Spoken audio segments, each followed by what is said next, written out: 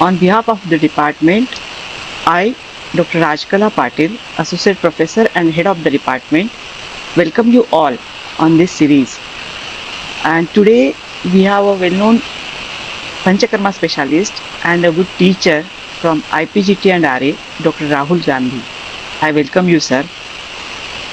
And for the just brief introduction, uh, Dr. Rahul Gandhi is a BMS graduate from the STM Hassan, and he completed his MD from BPSV Ayurveda College, Kottakkal, and he completed his PhD from IPGT&RA, Jamnagar, which is ITRA, ITRA at present.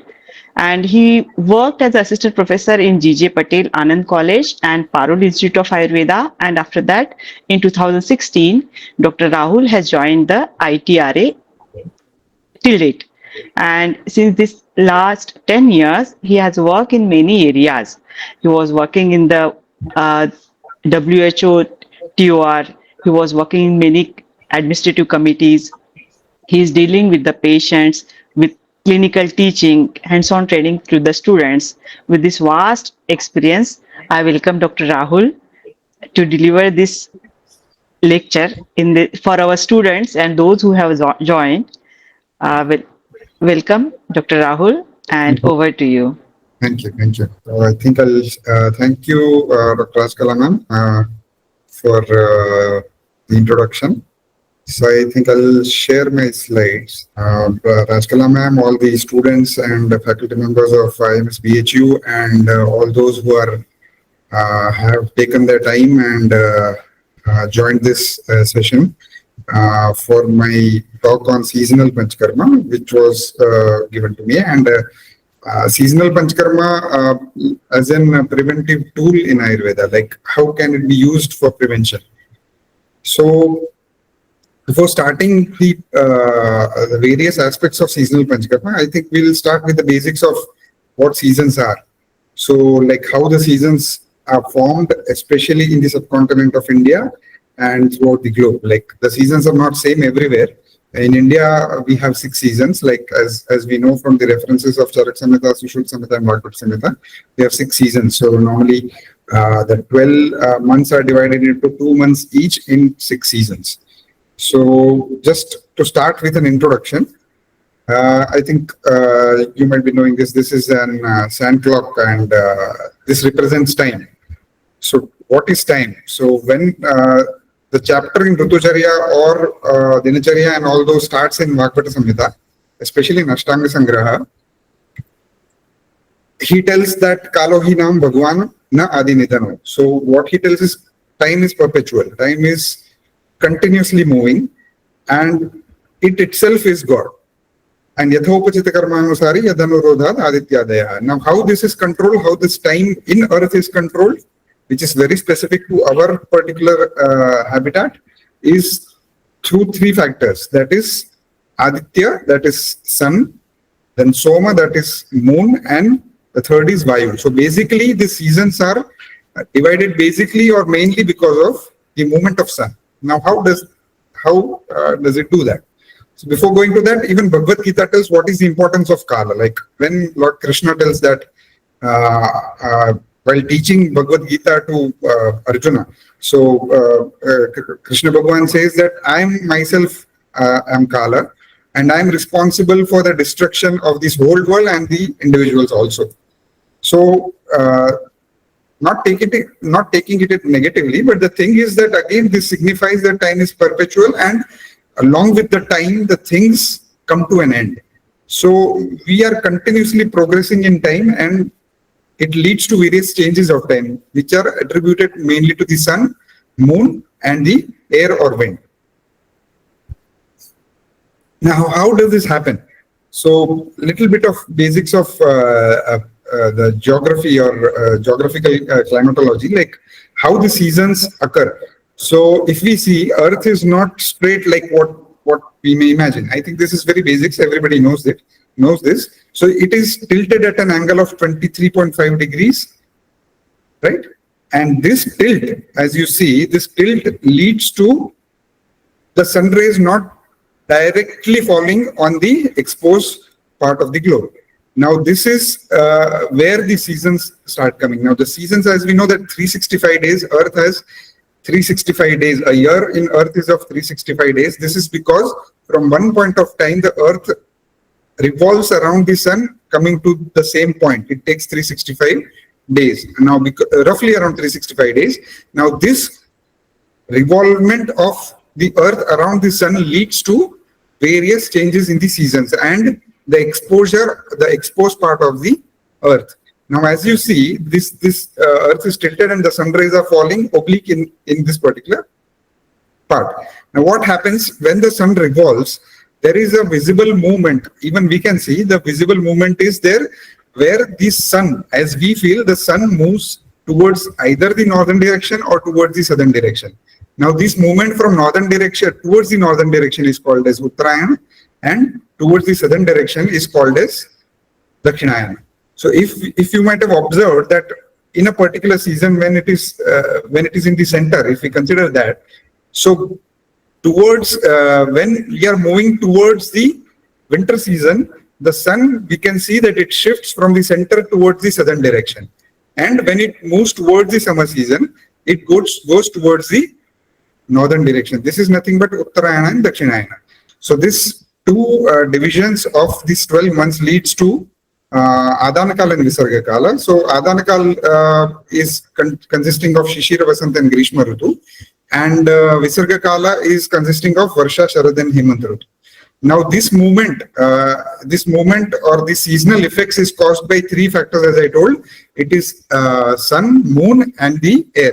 Now this itself represents Vata Pitta Kapha in our body. So the wind or air represents Vata dosha or Vayu dosha in our body. Sun represents Pitta dosha in our body, and Chandra or Soma or the moon represents Kapha dosha in our body. So you can see that the celestial or environmental factors, how they affect our three doshas, which is the basic fundamental physiological entities to maintain our health. So to that we'll go through to the basics of what is health. So WHO defines health is a state of complete physical, mental and social well-being, and not merely the absence of disease or infirmity. Now after that, WHO also added the well-being or the mental faculty to this. So an important implication of this definition is that mental health is also the part of that, and it doesn't always mean that there should be some disorder. Okay, so as we know that even astronomically, like moon affects our psyche or the mental faculty. So what is well-being? So well-being is not just a well-being, or it is not affected only directly to the psychological factors, but there are certain factors like self-perceived health, longevity, health behaviors, mental and physical illness, social connectedness, productivity, and so on. Various factors affect our mental well-being and in turn leading to physical health also. So a swastha or a healthy is considered according to Ayurveda is Samadosha, Samagni, Samadhatu and Malakriya. So all these should be in homeostasis along with what WHO added later, that is Atma, Indriya and Mana should be in its clear state, pure state or healthy state. So that is why the objective of Ayurveda is Swasthasya Swasthya Rakshanam and Atura Vikara Prashamanam. So what our focus for today's lecture is Swasthasya Swasthya Rakshanam. How we can prevent the diseases in occurring, or how to maintain the homeostasis of Dhatu Samyata through Panchakarma. Basically through Panchakarma. Panchakarma is one part of this whole bunch of tools required to prevent various disorders.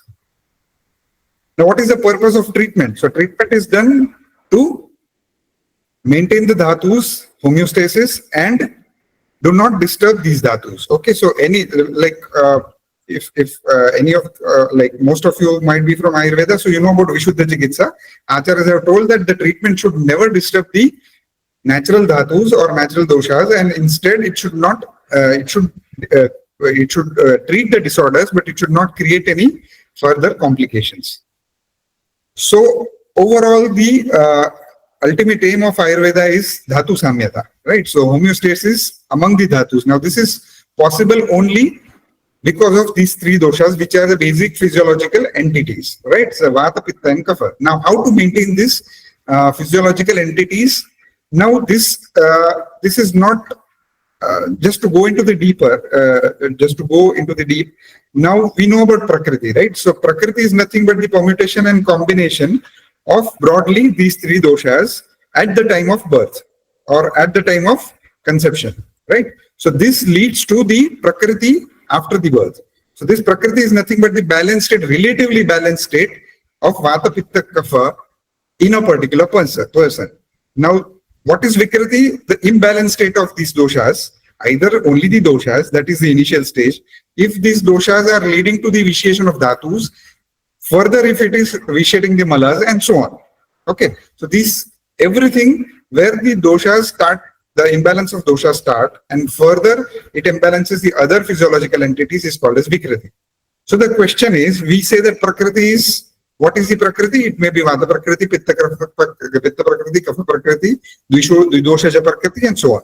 So any of these Prakritis, the 6 Prakritis are actually the imbalanced state which we find relatively balanced in a particular person. So ideally health should be where all the 3 doshas are in complete equilibrium. So for example, Vata, Pitta, Kapha in a person, if it is 33.3333% each, Vata, Pitta and Kapha, then only it is considered as ideal state of health. Rest, all the things are considered as relative health or apparently healthy. We call it as apparently healthy. So though, say for example, if I am Vata, Pitta, Prakriti or Pitta, Kapha, Prakriti, so relatively I am healthy, but as the environmental factors like my lifestyle, if I do not follow those lifestyle properly, I may lead into the disorders which are of the doshas predominantly in my Prakriti. I hope I'm clear with this. Now the disease affects 2 parts, that is the physical dimension and the mental dimension. The physical dimension is Vata, Pitta and Kapha, mental dimension is Rajas, Tamas, and Sattva is the ideal one. It is not as the dosha or it is considered as guna. So these 5 entities are considered which may affect a person physically and mentally. So now these doshas, how do they affect the health? So these are called as dosha gati. Naturally, there is a particular movement of these doshas. So this is how it affects the ete svabhavate iti doshanam sanchaya prakopa prashama pratikar hetavaha prayojanam antascha. So physiologically, doshas undergo a natural movement which is called as sanchaya, prakopa and prashama.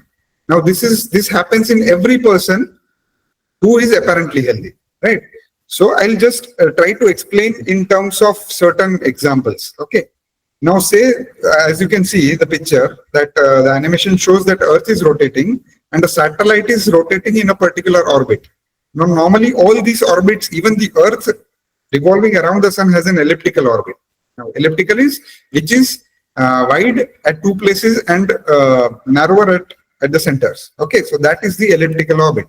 Now this particular picture shows it is of Samadosha Prakriti, where it is more like a circle rather than an ellipse. Now say for example, in an apparently healthy person who has a dominance of either of Vata, Pitta or Kapha or the 2 doshas, this is probably, we may understand like this may be the orbit. Okay.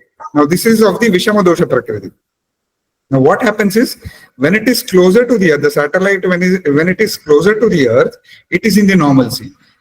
As soon as it starts leaving beyond the gravity of the Earth, though it is attached, it is considered as Sanchaya. We can understand it as Sanchaya Avastha. When it reaches the farthest point from the gravity of the Earth, again, the gravity is still strong enough to keep that satellite in the orbit. That is called as Prakopa Avastha. And then again it turns towards the Earth, naturally going into this orbit. This is a closed orbit leading to the Prashama Avastha. So Sanchaya, the initial stage, Prakopa, the farthest point in the orbit, and returning back to the normalcy is called as Prashama, right? So this is probably I am trying to make you understand how the Sanchaya, Prakopa, Prashama happen. Now there may be a doubt, okay, if this is the thing, how do we lead to Shad Kriya Kala, which is the pathological Kriya Kala? So this is the physiological or Ritu Kriya Kala. Now what happens if it is pathological? So there is a place where the threshold is crossed of the doshas because of various reasons. One of the major reasons being lifestyle. In this particular context where we are talking about the seasons, It is the lifestyle which needs to be followed by a Vishama Prakriti person to stay healthy. Okay, so this is what happens. So you can see the satellite which is going around the orbit, there is a time which is called as velocity or escape velocity. When this threshold is crossed, you can see the arrow towards the momentum. So that is the place where the satellite escapes from the gravitational pull of the earth and it leads to the prasaravastha, like what happens in our body also. So what happens? Sanchaya Prakopa, if everything is normal, if lifestyle is followed, it goes back to its orbit and it is called as Prashamavastha. But if it doesn't do so, then it reaches to a stage called as Prasaravastha and it goes beyond the gravity and it tries to go towards the different sides of other doshas or the subtypes of that particular dosha itself. So now we are entering into the field of pathological doshagati. That is, it started with Sanchaya and Prakopa, that is okay, but now it has crossed that velocity, that particular threshold, and now it has gone to the prasara. If not treated further, it goes to the further stages. That is Sanchaya, Prakopa, Prasara, and Sthana Samshaya, Vyakti, and Bheda. Right? So it doesn't naturally reach into its orbit. So now is the time where we need to jump into and we need to make sure that it doesn't cross us that. So Prasara is a place where we can intervene through any of the treatment aspects. But if we do in the Sanchaya and Prakopa Avastha itself, then it is called as preventive treatment. Okay. So I hope I was able to clear through this particular examples. Now going through various classifications of diseases. Now the classification of diseases say there are Prakrut Vyadhi and Vaikrut Vyadhi. So the Prakrut Vyadhi are the disorders or the imbalance of the doshas which are within the limit of the seasons itself. Right? So for example, Kapha dosha Prakopa happening in Vasanta Rutu, it is Prakrut. But if it doesn't happen in Vasant Rutu and instead it happens in other Rutus like Varsha Rutu or Sharad Rutu, then it becomes Vaikruta. Okay.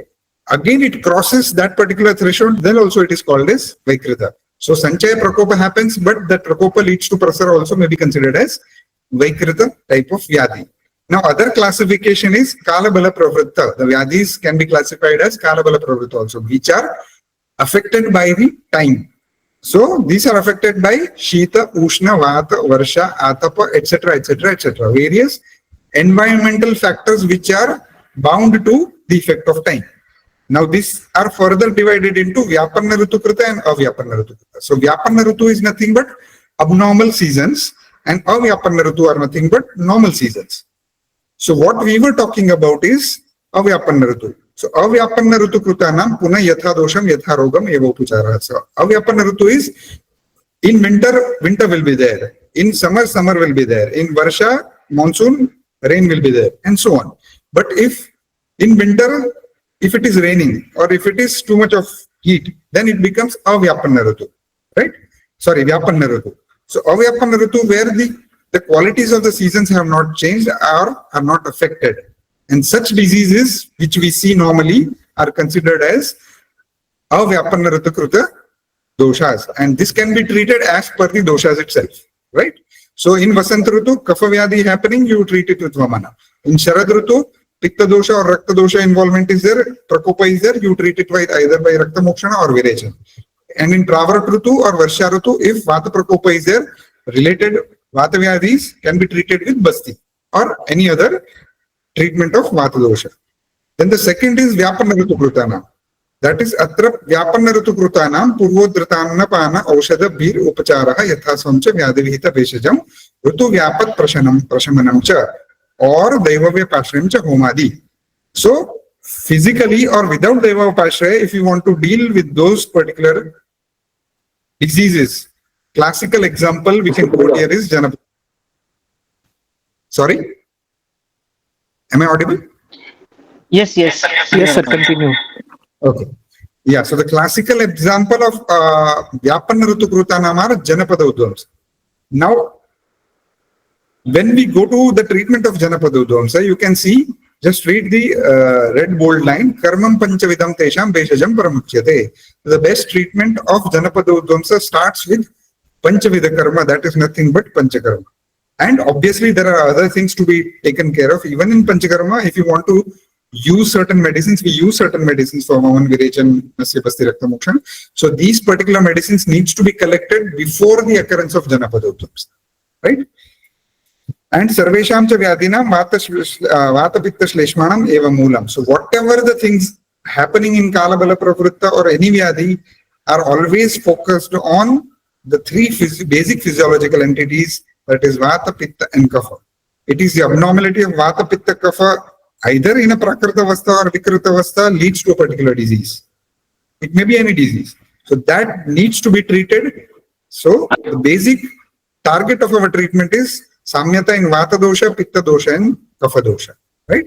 Now this Samyata may be the Vata basic fundamental threshold level of Vata alone, Pitta alone and Kapha alone, or the basic combination threshold of these particular doshas, Vata, Pitta and Kapha. Now there is another important entity, physiological entity, that is Bala. So there are three Bala. I think you might be knowing Sahaja, Kalaja, Yuktikrita. So Sahaja is the innate natural immunity, what we call, or natural strength, what a person has right from the birth. So a person may be naturally weak or naturally strong because of his prakriti that we have seen. So that is why we know that out of all the prakritis, Kapha prakriti or Kapha pradhana prakriti is considered as one of the strongest out of the all. Like, except if we remove, like, the Samadosha prakriti is the best. But apart from that, the Kapha dominance prakriti is considered as the best, and so on, right? So those people may suffer from very less amount of disorders or very easily treatable disorders. That is Sahaja, and that is why we'll see why this is important. Okay. Then Kalaja, that is seasonal or age related. See, Kala is always doesn't mean it is seasons. Okay, the Kala may be 24 hours, the Kala may be 12 months, and it is related to the person also, that is Balyavastha, Yovanavastha and the Vriddhavastha. So Kalaja Vyadhi may be age related also and seasonal related also. And Yuktakrita, that is as per the lifestyle what we follow, keeping in mind the dominance of doshas in our body. Now you will see the importance of these, all these three Bala in the coming slides. Now, so we reach into two options to treat this. So now either we can proactively plan to maintain this Dhatu Samyata, which we term it as prevention. And the second is we choose to wait for the doshas to aggravate and then we treat it. So obviously the best principle is always prevention. We know that prevention is always better than the cure. So we should always try to control these vikritis in these doshas at the basic level itself. Now, what is the basic level if you want to consider? There are various basic levels depending on what we consider, right? So the most basic thing is before the birth, okay? Now, there are different ways of maintaining this particular balance in the doshas, both physically and mentally. Now, these factors, few of the factors are the dietary habits, physical habits, mental habits, that is called as satvritta or morals or ethics, social behaviors or the behaviors along with our colleagues and our neighborhood. Then there are focus treatments and so on. Now, the prevention always act on the doshas, and there is another version or another way of improving the health or prevention of the further doshas is called as promoting the quality of dhatus. So these various prevention techniques can be planned as based on the various constitutions of a person. So now this prevention is basically, again, there are 5 types of prevention, but basically we can divide it into 3 types. First is primary, secondary and tertiary. So the primary prevention is the preventing the disease itself, right? We are not allowing the disease itself to happen like what we do in seasonal Panchakarma. Then secondary prevention is detecting and treating disease or injury as soon as possible. The disease has occurred. We were not able to prevent the disease, but we are trying to slow down the process or stall the process so that it doesn't further aggravate into certain conditions. And the tertiary prevention is to manage the complications of a disease. So the disease, the lakshanas have also come, but we are further preventing it to create or generate certain complications which may be very difficult to treat. Right? So as I was talking about, now the most or the easiest way of preventing a disease is having a Samadosha Prakriti. So Samadosha Prakriti is the ideal one. How to do that? So right, complete prevention right from the foundation. That is preconceptional Panchakarma.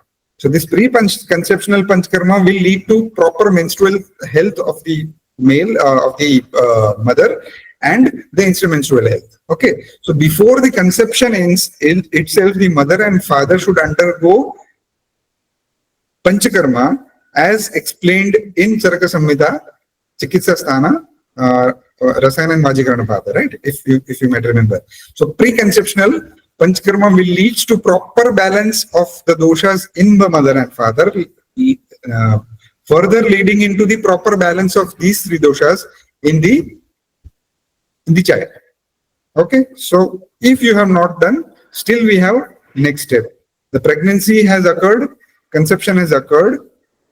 What can be done? Now, the doshas in mother and father were not in the balanced state, but still there is time that we can improve the balance of doshas through antenatal Panchakarma. Still further, postnatal Panchakarma. Still further, Panchakarma during the purpurium for maternal health as well as well-being. Okay, and still further, we can reinforce the quality of dhatus and balancing the doshas through Rasayana and Vajika.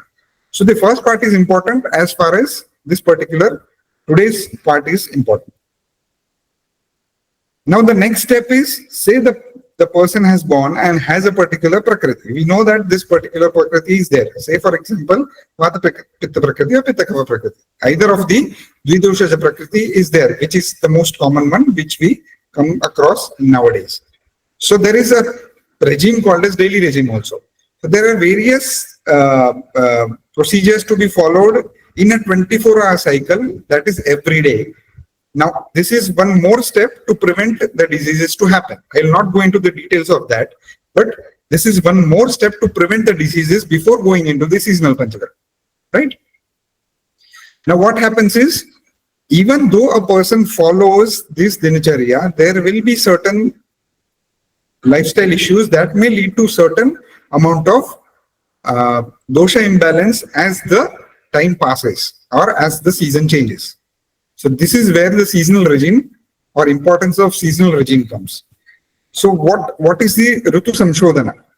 So I'll directly jump onto the Ritu Samshodhana. I'll not go into the various aspects of individual seasons or what are the things happening in the various seasons. So etan rutum vikalpyevam dadyat samshodhanam vishak swastha vrittam abhipretya vyadav vyadhi vashenatu. So seasonal shodhan is for healthy individuals only and not for the disease. It should be done as per the condition of the disease in a diseased person, right? So normally we are confused that what can be done. Say for example, if a person comes in Sharad Rutu suffering from Kafaja Vyadhi. So we feel okay, Kafaja Vyadhi is there and I need to do Vaman in this, but the season is Sharad Rutu. So what should be done? So this concept of seasonal Panchakarma is only for healthy individuals. Those who are not suffering from any apparent diseases, which are in Vyakta Avastha or which have crossed the threshold level of Sanchaya and Prakopa, right? So in those particular persons, only, that is in apparently healthy individuals, only seasonal Panchakarma should be followed or planned. But if a person comes with a disease at any time, as per the initiation of the doshas, any particular Shodhana or Panchakarma should be planned. So this is in brief about how or what kind of Panchakarma should be practiced in a particular season. So you can divide into cold climate, spring season, summer, monsoon and autumn. So I have combined Hemant and Shishir in cold climate itself, which normally spans from November to say February or March. And nowadays it varies a lot. So what happens in this particular season? Kapha Sanchaya starts. And what are advised? What things are advised? As Kapha is in its Sanchaya Avastha only, we can do certain things which may aggravate Kapha dosha but will not do because of the factors of that particular season. So Abhyanga can be done, Udvartana as well as Utsadan can be done, Murdni Taila can be done, Sveda, Mahan Sveda like Jentaka Sveda can be done, Niragni Sveda, physical activity which Svedas happening because of the physical activity can be done, Atapa, Ushna Kriha, Rupravarana, Vyayama can be done, Anjana and Dhumpana. So out of the major Panchakarmas, Hemant and Shishira is not indicated for any of the major karmas because there is no prakopa of any particular dosha. Now, as we know that Chaya prakopa prashama vayor grishmadishu trishu and shleshmanaha shishiradishu. So Shishira, after Shishira, Vasanta comes where Kapha prakopa happens. So this is where Kapha Shodhana needs to be done through Vamana. So for an healthy individual, Vamana is indicated in Vasanta Rutu, which spans from March till May, right? And apart from that, as per the requirement, we can plan for Navana, Udvartana, Kavalagandusha, Dhumapana, and Vyayama. But the major karma or Shodhana is what is indicated is Vamana. Now, Grishma, spanning from May to July, there is Sanchaya of Vata and no Prakopa of either of Vata Pitta Kapha is not happening. And it is the time where we have least Bala, least physical strength we have. So any of the Shodhanas are not indicated in Grishma Rutu.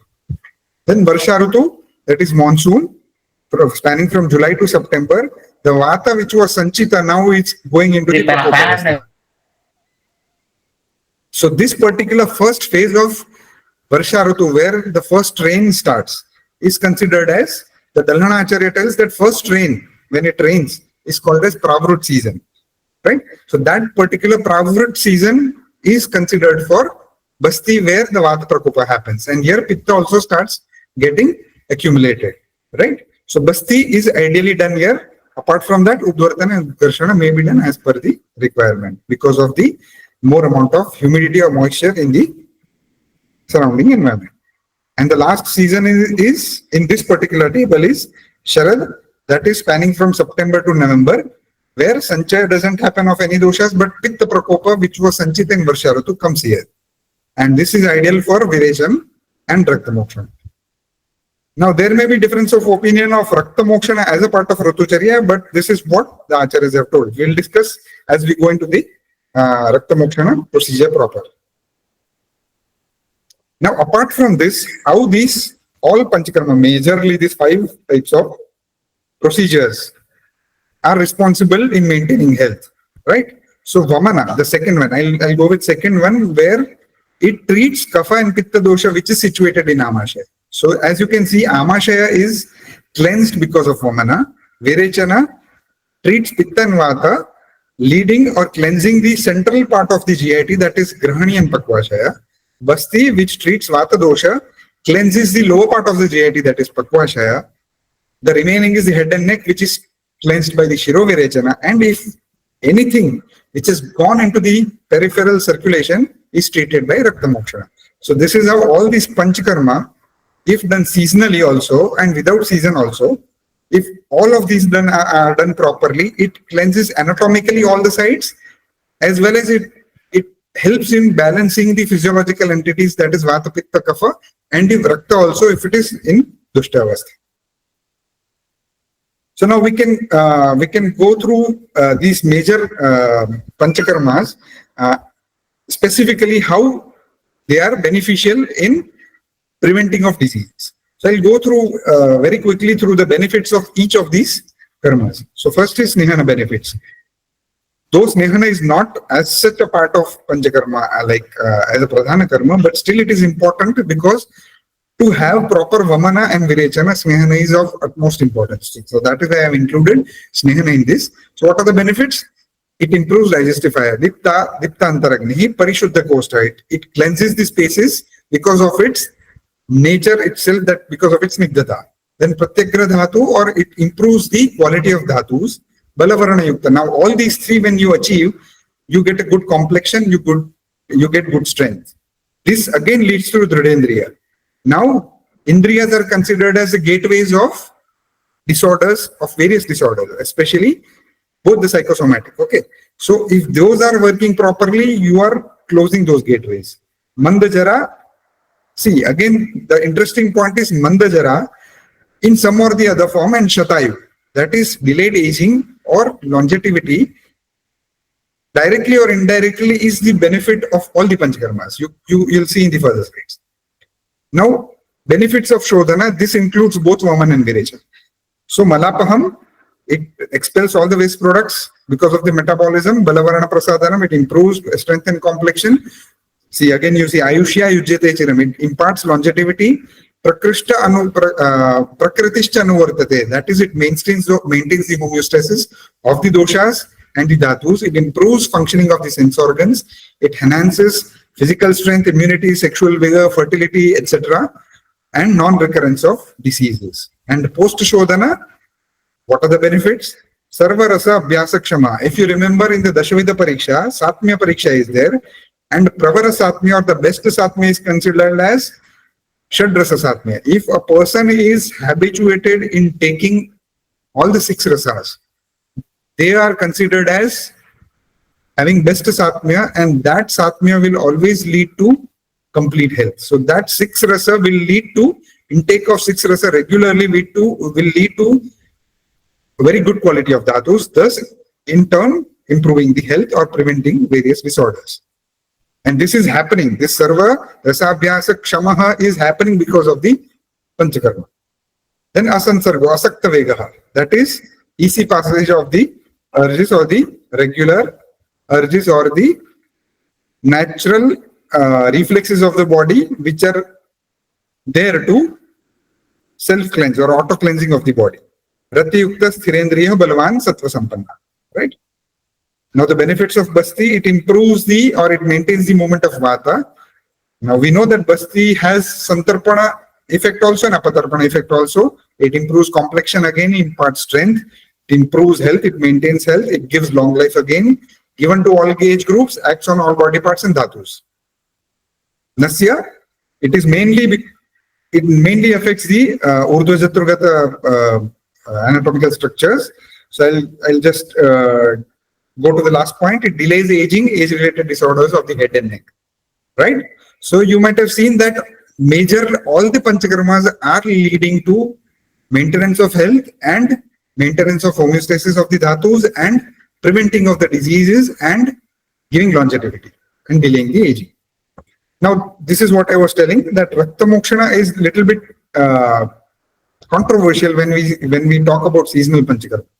So what Acharyas tell, that Tvak doshaha granthayaha shofa rogaha shonita dashtaye Rakta Mokshana shilanam na bhavanti kadachana.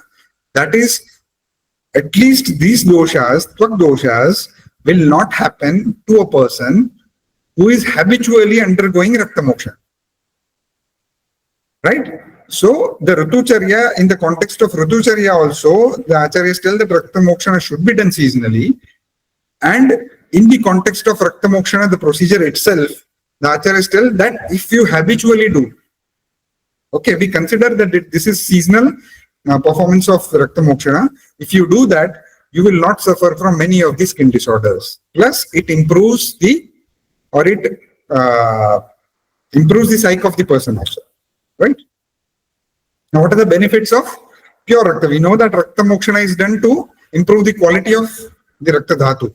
It gives strength, color or complexion. It improves color, complexion and disease-free long life. Again, you see, Shuddha Rakta or Rakta Mokshana indirectly gives you a long life. Physiologically, Rakta Dushti happens in Sharad Rutu, and that we have already seen, and the treatment of that is Rakta Mokshana and Virechana. Now, there are 3 classical examples of Rakta Dushti as per the context I have taken here because of the treatment part of that. There are 3 classical presentation of Rakta Dushti as per Acharya Charaka, Mada Murcha and Sannyasa. Mada Murcha, though they are not that much dreadful, Sannyasa is, and Mada and Murcha normally doesn't require any treatment when it happens because the person gains the consciousness by itself, but Sannyasa, it doesn't happen. You need to intervene to get consciousness back. But all these 3, especially Mada Murcha, can be prevented by all the Panchakarma procedures. This is the Chikitsa Sutra of Mada Murcha Sannyasa explained in Charaka Samhita Sutrasthana. That is to prevent recurrence of Mada and Murcha, especially all the Panchakarma procedures needs to be done. Right?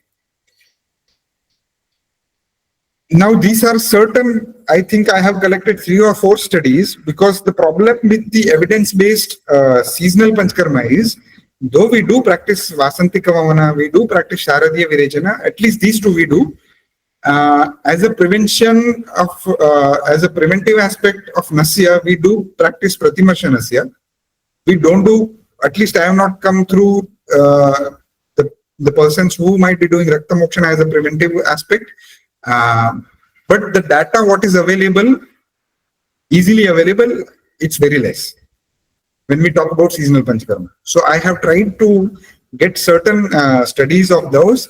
So first study is related to Vasantik Vamana in improvement of the immunity. So that is why in this particular study, interferon gamma, which is a cytokine, which is a part of the immunological complex of our body, in prevention of various disorders and quality of life. So Vasantik Vamana was done and interferon gamma and QOL was, quality of life was assessed. So you can see the patients, apparently healthy individuals, were taken in the age group of 18 to 50 years. And the results were in interferon gamma. You can see that immediately after Vamana, there is a little bit decrease in the readings of interferon gamma, but after 1 month of follow-up, it increased drastically, which was statistically significant. Okay, so this is also important while doing assessment in a particular study. So from research perspective, it is important that it is not always necessary that positive changes in certain objective criteria will be seen immediately after Vamana or Virechan or any particular Shodha. We need to give time to the body to produce these particular immunomodulators or immunity biomarkers. Okay, and the quality of life, you can see the quality of life, improvement in quality of life was seen immediately after the treatment. You can see the score from 114, it reached to 138. So definitely Vasantik Vamana had positive results on the quality of life, definitely, that we all know, but objectively also it improved, it enhanced the immunity markers also. Then the second study was not directly for seasonal Panchakarma, but it was about Snehapana or Snehana in geriatric population. As I told, that Rutu always doesn't mean that it is seasons, it also means aging. Okay, so we know that as we age, we suffer from various disorders, which we might have not suffered in the younger age. So this particular study I'm quoting here, there were 3 groups. The first group had taken Ashwagandha Grita for Matra Basti for 20 days with a dose of 60 ml. Then in B group, Ashwagandha Grita was taken in 20 to 80 ml for Shaman Snehapan for 20 days, and C was placebo, where roasted suji capsules were given, and the age group was 60 to 80 years.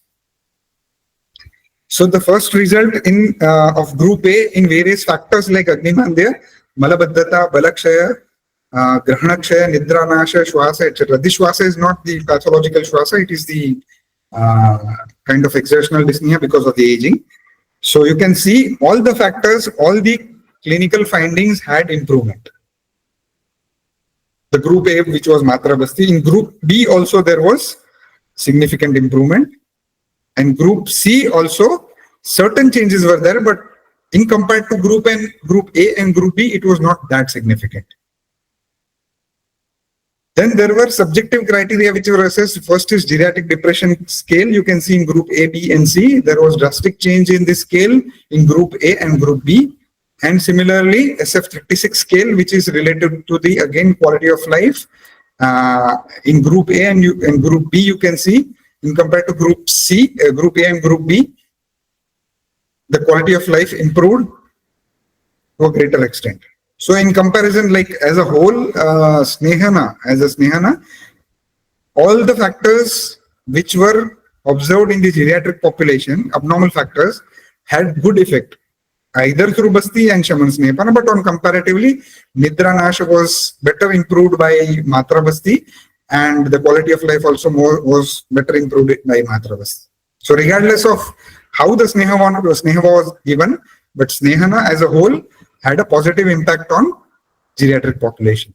And the third study, that was by Yadav Kapil et al., that was on 28 subjects seeing the positive effects of Pratimarshanasya in sleep physiology. So it was given for 3 months, where every evening 2 drops were given of Anutaila, and the assessment was done on the basis of PSQI score, that is Pittsburgh Sleep Quality Index. If the index is more, the disease is more, that is sleep is less. Okay, so you should understand that. So if the score is getting decreased, it is good result. So both the scales, if you see sleepiness scales, both the sleep scales, before and after trial, you see there is significant decrease in the overall scores of that particular population. Okay. So that shows that Pratimarshanasya done for 3 months in a dose of 2 drops had positive results. It improved sleep quality. Okay. So to sum up these things and see the benefits of seasonal Panchakarma, that is, Acharya tells that Hemantikam doshachayam vasante pravahayan greshmikam abrakale ganatyaye varshikam ashu samyak prapnoti rogan ratujan na jatu. If you do this Panchakarma seasonally, what happens is the doshas which are getting prakopa in its concerned seasons, that is Vasanta, Pravrut, and Sharad Rutu, that is Kapha, Vata, and Pitta, those will not lead to occurrence of Rutujan Vyadhi, that is Rutujanya Vyadhis or seasonal diseases. That clearly shows that prevention of seasonal disorders is possible through seasonal Panchakarma. Though it is not limited to that, it can lead to various other factors or various other benefits also. And similar shloka is given in Sushruta Samhita also. Ruta vrtau ya etena vidina vartatena raha puran rutu krutan rogan na noti sakadachana. Same thing. Okay. So to conclude the whole seasonal Panchakarma and its benefits and the various aspects of that, a very beautiful shloka is quoted by Acharya Charaka, that is Snigdha Svinna Shariranam. You just see what it includes. Okay, Snigdha Svinna Shariranam Urdhvam cha adascha nityashaha Basti karmam tataha kuryan nasya karmam cha buddhiman. You see Snehan, Svedan, Urdhva Shodhana, that is Vaman, Adaha Shodhana, that is Virechan. If it is done every day, including Basti, Kuryan Nasya Karma cha Buddhiman, even Nasya, if all these things are done properly, when it is told Buddhiman, that is, it should be done properly with consideration of the Prakriti and the doshas involved. If it is done regularly, every day, not every day as such, Nityashaha means every season. Yatha Kramam, Yatha Yogyam, Ata Urdhvam Prayojayet, Rasayanani Siddhani, Vrishya Yogamscha Kalvit. This should be enhanced. This should be enhanced with the application of Rasayana and Vajikarana medicines also. Rogas tathana jayante prakritistheshu dhatushu dhatavascha vivardante jara mantyam upaiticha. It leads to prevention of various disorders. It leads to homeostasis of the dhatus. It improves the quality of dhatus. It improves the quality as well as quantity of the dhatus. Jara mantyam upaiticha. It decreases or it delays aging. Vidhiresha vikaranam anutpatto nidarshitaha nijanam iteresham etc. etc. Okay. So I hope you can, with this particular 3 shlokas or 4 shlokas, you can understand what are the various benefits and the extent of benefits what seasonal Panchakarma can do. So I hope I was able to explain the things, and probably it will be helpful to all those who are listening today. So thank you, and over to the host, ma'am. Thank you, Dr. Rahul, for Thank such an enlightening lecture for the students. And of Thank course, you. it was too classical to understand the preventive aspect of Panchakarma. You have described a very good, in a very scientific way, how this geography and Ayurveda and Panchakarma is working, how the moons or Earth's cycle is affecting our doshas, avasthas. It's a wonderful lecture. Thank you from behalf of our department and our students for sharing your knowledge. It was really wonderful. Thank you. Thank you. Yeah. If anybody is having any questions, they can directly answer a question, or I can read for them. One last question is Dr. Shivam. He asked, sir, do blood donation has similar benefits like Raktamokshana? And the second is Prakriti important for this too? For you? Yes, ma'am. I'll try to answer that, and I have one example for that. I'll give that example. Actually, we had a patient of Kampavada, Parkinson's, and we had taken the history of that patient, and we had found that he had donated blood for around 30 times in his lifetime of that 40 or 50 years. Okay, he was not that old. He was less than 60 years. So till that we were feeling that okay, blood donation is part of Rakta Mokshana only. But thing is, it led to Vata Prakopa and it led to Parkinson's. I may not like I'm not having a strong like we didn't have any strong association between Rakta Mokshana and that particular outcome, that is Kampavata. But I personally feel that repeated Rakta Mokshana is not advisable. Blood donation is not advisable because blood donation is done in a particular quantity. That one pint of blood is taken in one setting, and Rakta Mokshana is not like that. What I.T.R.A says in Rakta Mokshana is that Rakta will stop by itself. Until that, you don't disturb it. Right. So we are leaving it to the body when we talk about Rakta Mokshana, but in blood donation, we are not leaving up to the body. When we fill that pint of blood, we stop it. And the second part of that is Prakriti important for this too? Yeah, if probably this I don't have an answer on the basis of some evidence or anything, but theoretically yes, because in Pitta Prakriti, because of the Samyata of Rakta and Pitta Prakriti persons may suffer from Rakta Dushti. So yeah, they can go for frequent blood donation probably. If you allow, I would like to add something in this, Dr. Rahul. Oh yes, ma'am. Please. Yeah. Ma'am. Yeah, actually, this the question is no. Do blood donation has the similar benefit like Rakta Mokshana? I would say it is never. The Rakta Mokshana and blood donation is not a similar thing. It cannot be. It is not on the classical Rakta Mokshana way. We do the Snehapana Purva Karma before Rakta Mokshana, and we stop the Rakta Mokshana like what the Acharyas has told. But the blood donation is like a excess bloodletting, which is not this like. It is not healthy for the patient, what I feel. And it after the blood donation also what they will give the banana to the patient, which is again I think fruity or opposite. something. Yes. Yeah, opposite It is opposite to our that. principles. True, Yeah, ma'am. Yes. yeah, so I think there is a different way. The blood, if anybody wants to do the Rakta Mokshana, they can go for the classical Panchakarma way. But blood donation is a different thing. Of course, for the collection of the blood, they can have the in blood bank for the emergency purpose. That is a different way. But if you want to club both, there should be the scientific way. The basics of Panchakarma should be followed. That is what I have to add in the Shivam's question. Other question is for you, Dr. Rahul. Is Yes, ma'am. anyway, I think there is no questions. That means you have elaborately told clear every doubt of the students. I So hope thank so. I hope so. yeah, yeah, yes. My teachers are there, Dr. Pradeep Madnaik sir, Mamta Madnaik ma'am, and Ma'am, Dr. namaste. Shiho is also joined there Oh, nice. Oh, from Japan. hello, Dr. So yeah, once again, thank you, Dr. Rahul, and it was really a nice lecture. And thank you all for joining on the vacation mode. We actually BHU is on vacation mode. Still, Okay. everybody joined. Thank you all, and thank you, Dr. Rahul. The next lecture is by Dr. Bipin Tawar from the NI National Institute of Ayurveda, Jaipur, assistant professor, and I think it is on the basics of Panchakarma. So thank you, Dr. Rahul, Thank you. once again, and thank you all for joining. Thank you, ma'am. Thank you. Thank Yeah, you. namaste.